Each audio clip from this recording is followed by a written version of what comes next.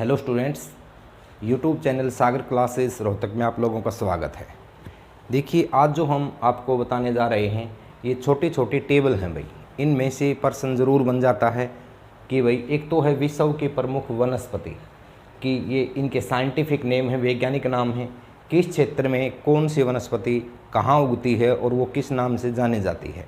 दूसरा स्टूडेंट्स, विश्व के प्रमुख जलवायु की यदि मैं चर्चा करूं, किस क्षेत्र में कितने डिग्री अक्षांश पर जलवायु क्या होती है और उसका जलवायु का वर्षा पर, तापमान पर, जनसंख्या पर, जनघनत्व पर, वनस्पति या वनस्पति घनत्व, ये चीज़ सारे के सारे जलवायु इन चीज़ों को कैसे प्रभावित करती है। यदि कोई व्यक्ति 0 डिग्री अक्षांश से ऊपर की तरफ जाएगा तो वर्षा, तापमान, जनसंख्या पर क्या प्रभाव पड़ेगा, और यदि कोई व्यक्ति 90 डिग्री अक्षांश से 0 की तरफ आएगा तो इन कारकों पर क्या प्रभाव पड़ेगा। तीसरा जो है हमारे टॉपिक में आज, वो है भाई अंतर्राष्ट्रीय सीमा रेखाएं।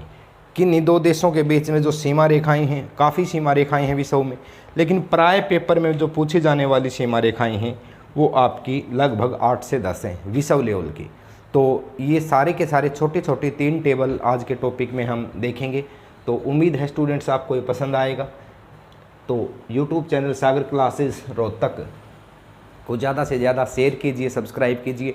और ये छोटी छोटी टेबल हैं स्टूडेंट्स, एक एक पेज के नोट्स हैं, रजिस्टर और पेन लेके अलग से निकाल लीजिएगा। लगभग ये करीबन आपके टेबल जो हैं वो 18 से 20 टेबल हैं छोटी छोटी। और इनमें से ये मानिए कि आप एसएससी में, एचएसएससी में 18 से 20% आपके कन्फर्म हो जाएंगे। डायरेक्ट प्रश्न आता है और प्राय इन प्रश्नों में जो बच्चा है वो पजल्ड हो जाता है, इस तरह के प्रश्न प्राय गलत हो जाते हैं। तो आइए भाई स्टार्ट करते हैं माँ सरस्वती का नाम लेकर के। पहला जो कि आपकी टेबल है, विश्व की प्रमुख वनस्पति। तो देखिए ट्रोपोफाइट ये जो है भाई आपकी ट्रोपोफाइट, ये कैसी वनस्पति है? उष्णकटिबंधीय जलवायु वाली घास, उष्णकटिबंधीय जलवायु वाली घास। अब प्रश्न उठता है कि उष्णकटिबंधीय क्या है। तो इस चीज़ को देखिए भाई, एक पृथ्वी का मैंने एक ड्रॉ किया है, एक स्केच किया है। इसमें ये आपकी 0 डिग्री अक्षांश रेखा है। इसे दोनों गोलार्धों में 23.5 डिग्री अक्षांश तक ये जो वाली बेल्ट है, नीचे की तरफ भी और ऊपर की तरफ भी, ये जो वाली बेल्ट है स्टूडेंट्स आपकी, ये उष्णकटिबंधीय बेल्ट कहलाती है। और इसमें जो जलवायु है वो उष्णकटिबंधीय जलवायु है, गर्म जलवायु है, दोनों गोलार्धों में 23.5 डिग्री अक्षांश। क्लियर हुआ पॉइंट। अब यहाँ पर ये लिखा भी है 0 डिग्री से 23.5 डिग्री अक्षांश उष्णकटिबंधीय जलवायु कहलाएगी। इसके बाद में 23.5 से यदि मैं ऊपर की तरफ चलूं तो स्टूडेंट्स 45 डिग्री अक्षांश तक आपकी 23.5 से 45 डिग्री उपोष्णकटिबंधीय जलवायु कहलाएगी। उपोष्णकटिबंधीय जलवायु 23.5 से 45 डिग्री अक्षांश। इसके बाद में 45 से 66, अब 45 से 66 शीतोष्णकटिबंधीय जलवायु कहलाएगी। और भाई 66 से 90 शीत कटिबंधीय जलवायु कहलाएगी। तो मुख्य रूप से 4 जलवायु की बेल्ट हो गई। एक बार फिर से देख लीजिए, उष्णकटिबंधीय जलवायु, उपोष्णकटिबंधीय जलवायु, शीतोष्णकटिबंधीय जलवायु और शीत कटिबंधीय जलवायु। जैसे जिस स्थान की जलवायु है स्टूडेंट्स, वैसी ही वहाँ की वनस्पति होगी और वो जलवायु ही वहाँ के जनघनत्व पर प्रभाव डालेगा और जलवायु ही वनस्पति घनत्व पर प्रभाव डालेगा। तो यहाँ पर एक छोटा सा प्रश्न बन जाता है। इसमें आपका देखिए वर्षा, तापमान, जनसंख्या, जनघनत्व, वनस्पति और वनस्पति घनत्व, इनका प्रश्न आ जाता है स्टूडेंट्स कि 0 डिग्री से 90 डिग्री अक्षांश की तरफ निम्न कारकों में कमी आती चली जाती है। निम्न कारक कौन कौन से हैं? एक तो वर्षा। यदि कोई व्यक्ति 0 डिग्री अक्षांश से 90 डिग्री अक्षांश की तरफ चलता है तो जैसे जैसे ऊपर की तरफ जाएगा वर्षा में कमी आएगी। नेक्स्ट है तापमान। तापमान में भी स्टूडेंट्स ऊपर की तरफ, ध्रुवों की तरफ जाएंगे तो क्या आएगी? कमी आएगी। इसके बाद में जनसंख्या। अब ज़्यादा ठंडे क्षेत्रों में जनसंख्या ज़्यादा नहीं बनती है भाई, वहाँ का रिप्रोडक्शन सिस्टम भी प्रभावित होता है, तो जनसंख्या में भी कमी आएगी। जनघनत्व में अपने आप कमी आ गई। इसी तरह से वनस्पति और वनस्पति घनत्व में भी कमी आएगी। यानी कहने का मतलब ये आपके 6 कारक हैं। यदि 0 से ऊपर की तरफ गए तो 6 के 6 कारकों में कमी आएगी और वही 90 से हम 0 की तरफ आएंगे तो 6 के 6 कारकों में वृद्धि होगी। तो ये आपकी 4 प्रकार की मुख्य रूप से जलवायु हैं और ये जलवायु जो है स्टूडेंट्स इन कारकों को प्रभावित करती है। 0 से ऊपर की तरफ जाएंगे बढ़ेंगे ये कारक और ऊपर से नीचे की तरफ आएंगे ये कारक बढ़ेंगे और 0 से ऊपर की तरफ घटेंगे। दूसरी चीज़ देखें भी क्या कहता है, अब वनस्पति की मैं बात कर रहा था, वनस्पति की बात है तो ट्रोपोफाइट उष्णकटिबंधीय जलवायु है ये। ट्रोपोफाइट यानी 0 डिग्री से 23.5 डिग्री दोनों गोलार्धों में जो अक्षांशीय बेल्ट है, यहाँ पर जो वनस्पति होगी, कैसी वनस्पति होगी, जलवायु वाली घास जो है वो ट्रोपोफाइट कहलाती है। इसके बाद में हाइड्रोफाइट, दलदली भूमि, जहाँ पर भी स्टूडेंट्स दलदली भूमि है, विशेषकर भूमध्य रेखा के आसपास, ये आपकी भूमध्य रेखा के आसपास जहाँ भी दलदली जो भूमि है वहाँ पर जो वनस्पति होगी उसको हाइड्रोफाइट बोलेंगे। हाइड्रोफाइट, दलदली भूमि की वनस्पति हाइड्रोफाइट कहलाती है। इसके बाद में जीरोफाइट उष्णकटिबंधीय, इसी बेल्ट में स्टूडेंट्स मरुस्थलीय जो वनस्पति होगी वो आपकी जीरोफाइट वनस्पति होगी। और इस तरह की वनस्पति के पत्ते बिल्कुल छोटे होते हैं, आपको ध्यान रखना है।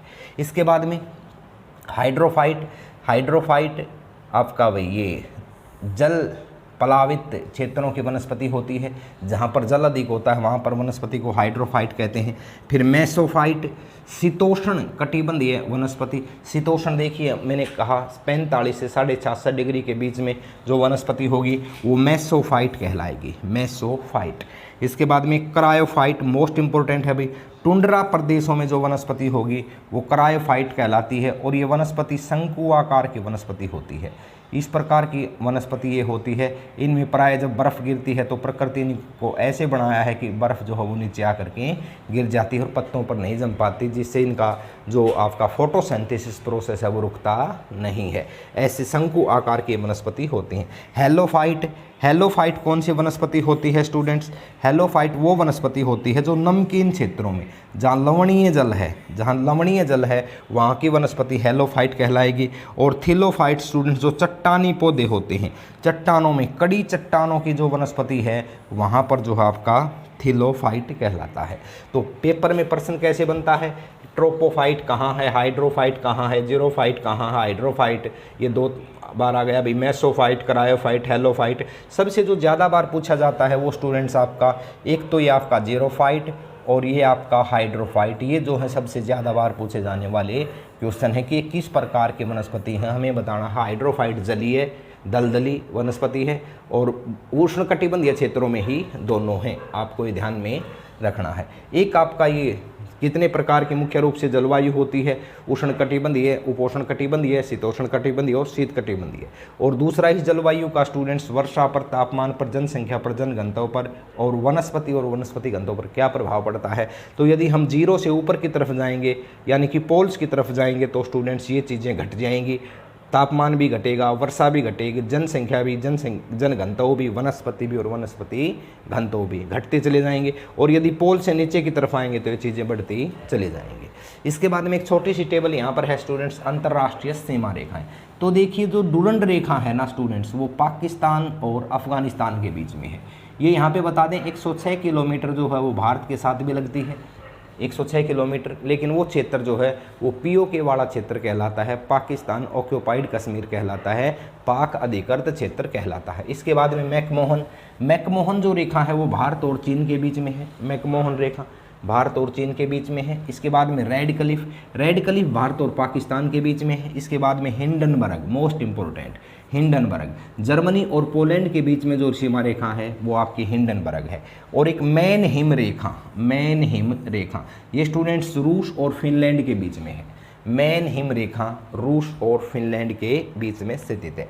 मैगिनोट रेखा, ये भी प्राय पेपरों में कई बार पूछी जाती है कि मैगिनोट रेखा किन के बीच में स्थित है, तो जर्मनी और फ्रांस के बीच में मैगिनोट रेखा स्थित है, जर्मनी और फ्रांस के बीच में। नेक्स्ट है ये भैया आपका 17वां, 38वां और 49वां समानांतर रेखा, मतलब ये अक्षांश रेखाएं हैं। 17वीं अक्षांश रेखा, 38वीं अक्षांश रेखा और 49वीं अक्षांश रेखा। प्राय इनके बारे में पेपर में डायरेक्ट प्रश्न आ जाता है, ट्रिपल स्टार क्वेश्चन है स्टूडेंट्स तीनों के तीनों, कि किन 2 देशों को अलग करती हैं। तो 17वां समानांतर रेखा जो है उत्तरी कोरिया और उत्तरी वियतनाम और दक्षिणी वियतनाम को अलग करता है 17वां।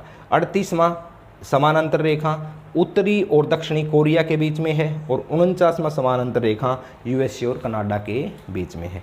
तो इस तरह से स्टूडेंट्स ये छोटी सी 3 टेबल थी।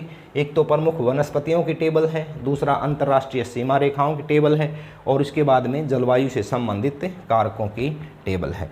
तो ये मैं समझता हूँ कि आपको समझ में आया होगा। और स्टूडेंट्स यदि आपको सही समझ में आ रहा है तो भी ज़्यादा से ज़्यादा चैनल को शेयर कीजिए, सब्सक्राइब कीजिए। एक वैसी वीडियो देखने का कोई बेनिफिट नहीं है। अभी ये छोटी छोटी 18-20 टेबल है, 4-5 टेबल हम करवा चुके हैं। तो इनको पेन और रजिस्टर लेकर के अपने छोटे छोटे नोट्स निकालते चलिए। लगभग 18 से 20 पेज में सारी के सारी जो आपकी रेखाएं, ये जो छोटी छोटी टेबल समाहित हो जाएंगी और आपके 18 से 20 क्वेश्चन ही कंफर्म हो जाएंगे विश्व ज्योग्राफी से संबंधित। तो उम्मीद है स्टूडेंट्स लेक्चर आपको पसंद आया होगा। इन्हीं शब्दों के साथ में मैं अपनी वाणी को विराम देना चाहूँगा। जय हिंद, जय भारत।